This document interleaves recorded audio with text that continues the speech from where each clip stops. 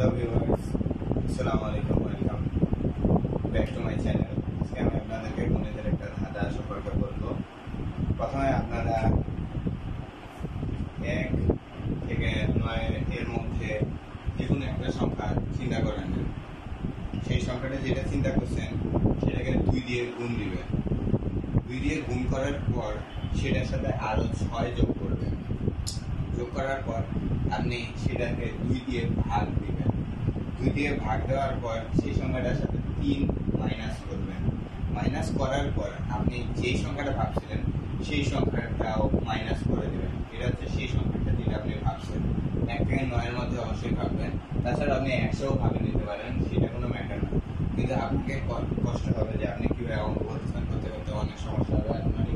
তাই জন্য 1 থেকে 9 এর মধ্যে ভাবাটাই বেশি ভালো হবে আপনার জন্য। তারপর আপনি এটার সাথে 10 যোগ করবেন। 10 যোগ করার পর সেই সংখ্যাটাকে 2 দিয়ে ভাগ দিবেন। তো 2 দিয়ে ভাগ দেওয়ার পর তাহলে উত্তর অবশ্যই 5 আসবে।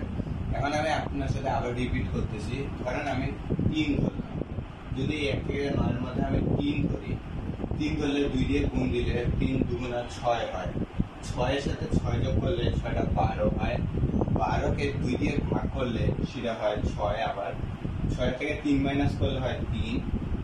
আর তারপর হচ্ছে আপনি যে সংখ্যাটা ভাবছেন সেই সংখ্যাটা বিয়োগ করতে হবে। সেই সংখ্যাটা আমি 3 ভাবছিলাম, তাহলে 3 থেকে 3 বিয়োগ করলে হবে 0। 0 এর সাথে 10 যোগ করলে হবে 10।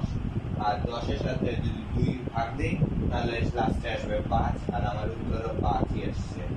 তাহলে আপনারা বুঝতে পারছেন যে কিভাবে আপনারা করবো। এটা কিন্তু গণিতের ধাঁধা, আপনারা আপনাদের ফ্রেন্ড সার্কেলে বসে এটা আলোচনা করতে পারেন। সেটা আপনারা বুঝতে পারবেন যে কে কত তাড়াতাড়ি অঙ্ক করতে পারে। তো আপনারা যদি আমার চ্যানেলে নতুন হয়ে থাকেন তাহলে একটি সাবস্ক্রাইব করবেন, আর ভিডিওটি ভালো লাগলে একটি লাইক করবেন। কোনো প্রশ্ন থাকলে বা ভিডিওটি কেমন